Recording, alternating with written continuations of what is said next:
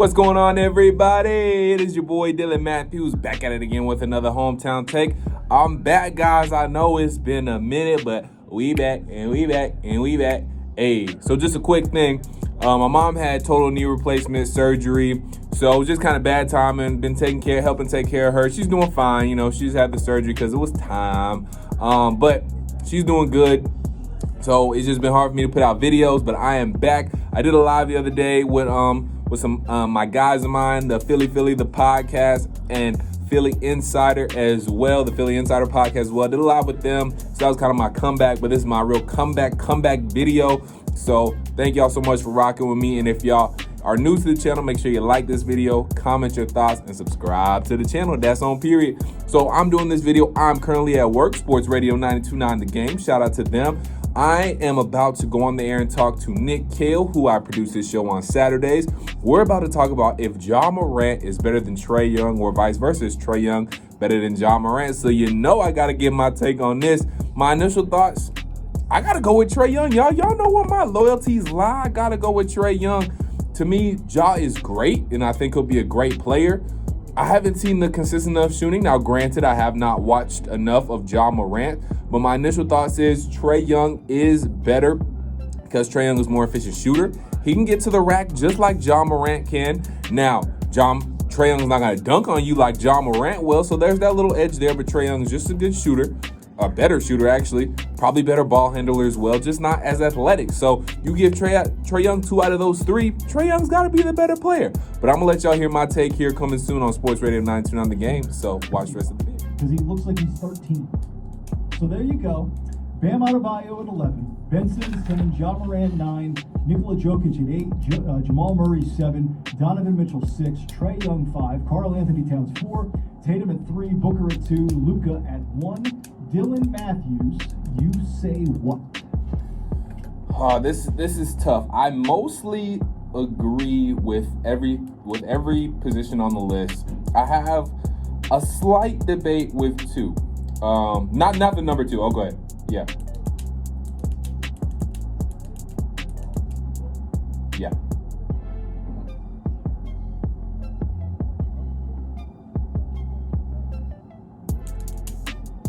I think you slightly slighted Trae. Slightly. Very, very slight. The most slight you could do. I think, honestly, right now, he deserves to be over Karl Anthony Towns. Why? Simply because of the fact, not because Karl Anthony Towns doesn't have talent, not because, he doesn't have numbers. He has numbers. But I think Trae Young just has more of that killer instinct than Karl Anthony Towns does. I think Karl Anthony Towns gets his stats. I haven't seen it from Karl Anthony Towns yet. Maybe it'll change this year with, a full season with D'Lo, he has Anthony Edwards as well, Jared Culver. Maybe he'll come along a little well too. But I haven't seen that killer instinct from Karl Anthony Towns yet. I haven't seen that drive and willingness to win and him really trying to carry that Minnesota team to the playoffs. So I've seen that out of Trae Young, watching him up closely. Granted, I haven't seen that much of Karl Anthony Towns up close, but I would put Trae Young at 4 and Karl Anthony Towns at 5.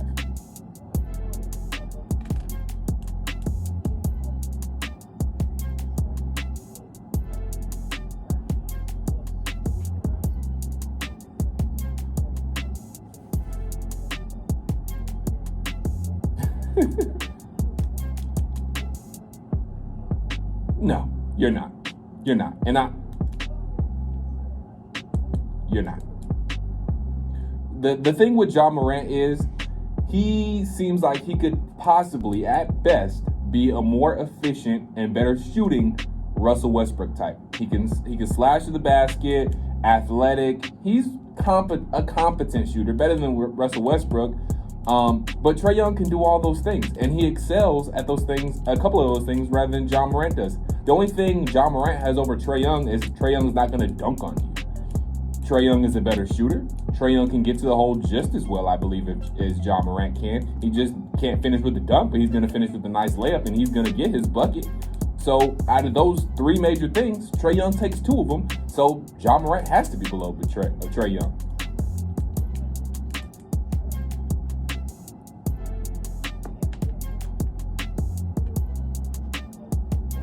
Right.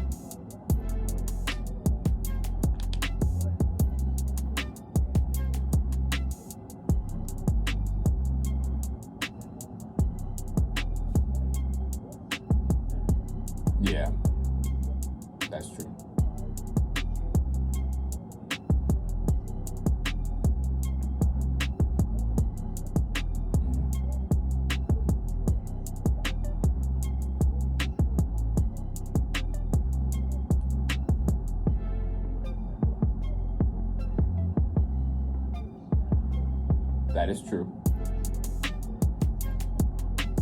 I think we'll find out this year. Oh yeah, the Hawks are going to make the playoffs. I have them as high as I think they're going to finish the 6th seed. People might think that's generous, but I see that's where they're finishing. I think if everything goes well, they could be high as 5. Now, that's like if everything goes perfectly. I don't think they'll end up being there, but I think they're anywhere from 6 to 8. So, Trae Young, he's going to have a lot more weapons. Like you alluded to, Trae was doing most of the work last year, so his numbers could have been inflated for that reason. It's very possible. Trae could dip down to maybe 25. I think he'll stay around the 10 assist mark. That mark actually could maybe go 1 or 2 assists higher because of the talent he has around him. But I do see the points dipping down a significant amount. I think he'll be probably around 25, maybe even 22 range because of, Bogdanovich is going to get off. I think John Collins is going to have a monster season. You got Clint as well, Kevin Huerter, and Gallinari as well. So there's just a lot more pieces to go around Trae Young. So I think there's going to be less points, but he's still going to be a playmaker.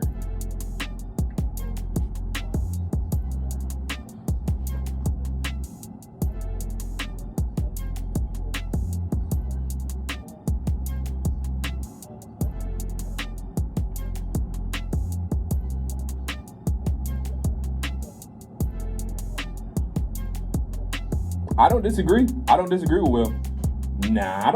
It depends on who he gets matched up with. Think about this. So if everything goes well, and again, this is going to be tough. If we get the 6th seed, then I don't necessarily see it. But say we get the 5 seed and a team like Indiana, or I'm not saying they're going to be that high, but it all just depends on the matchup. If we get matched up with a team like Indiana or somebody like that, or maybe even Toronto, I think we could take down that Toronto team. I'm not super scared of Indiana. Toronto doesn't have Marc Gasol. They obviously don't have Kawhi Leonard. They don't have Serge Ibaka anymore. They're not the same team. You have Fred VanVleet, Kyle Lowry, Pascal Siakam. Those are all great. They're still a very well-coached team. But I think we're deeper than them. And also we have a little more talent than them. If our talent that we have gels and, sticks together and lives with the potential that they have, we can take down those two teams.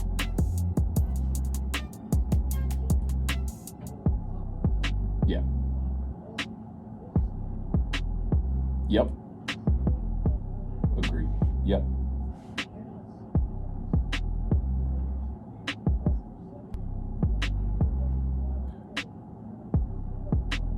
It's 7. Yeah.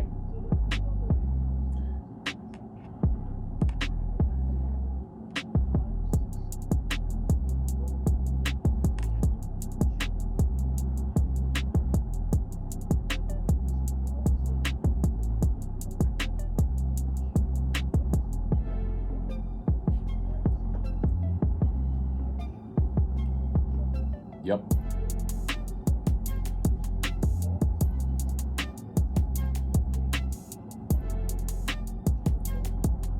And that is completely and utterly fair. That's why I say anywhere from 6 to 8. Like I said, if everything goes perfect, like if the 2 things you said happen, that's where I see them, potentially being a 5 seed. But I'm not all the way sure. I'm not willing to say that is going to happen, that they're going to get chemistry right off the bat, that they're going to be a superstar defensive team throughout the season. So with that being said, that's why I see them anywhere between 6 to 8, and I could see them lower as well. Whether it's your grocery list, whether it's your greatest Falcons of all time, or your top 10 NBA players under 25. Because when you make a list and you had a cocktail, you could leave somebody off. And I left off Zion Williamson. Like, how did I do that? Dylan Matthews, come in here. This is where you get to play whack-a-mole with me and just...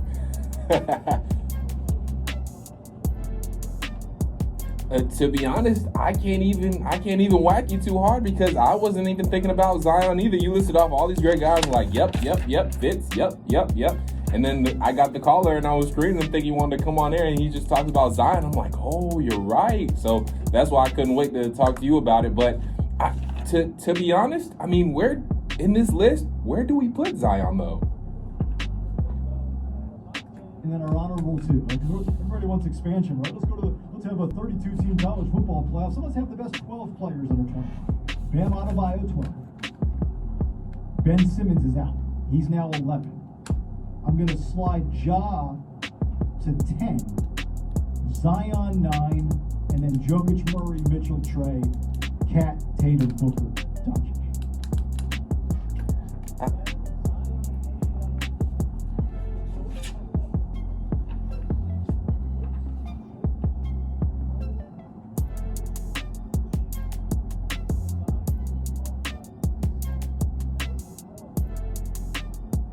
So let's go. The 5 guys moving forward: Luka, Devin Booker, Jason Tatum, Trae Young, Ja Morant, and the 6th guy, Zion Williamson. There's your 6. Have at it. That's tough. I mean, I can't put Zion over Ben Simmons. I just can't. Ben Simmons is. I mean, I know Zion can shoot, but Ben Simmons. I mean, Zion can kind of shoot. He's a competent shooter, more competent than Ben Simmons. I will admit that.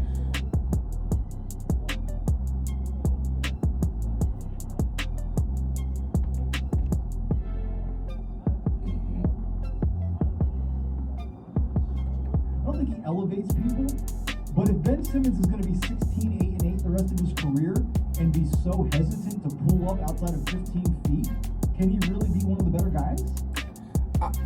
I would still think so, because his dominance without being able to shoot too is a thing. Because when he's coming down court dribbling the ball, his dribbling ability is good, passing ability you can't knock him on those things because he's proficient at doing those 2 things. But so I mean, he's a good low post guy, rebounder, effort, gonna give you heart. He can knock down an open 3. But he can't create his own shot off the dribble. I mean, neither can Ben, but Ben can at least take it from take it across the way, take it all the way across the court. So I just, the way Ben Simmons is dynamic, minus the shooting, I still got to put Ben over Zion. Zion still seems a little too, big man-ish for me. It's not like he can go out, and kind of create his own shot outside of the low post. Ben Simmons can take you to the hole. He can hit you with a nice little floater. Like I said, dribble across the way from other side of the court to other side of the court. So I still got to put Ben over Zion. 404-7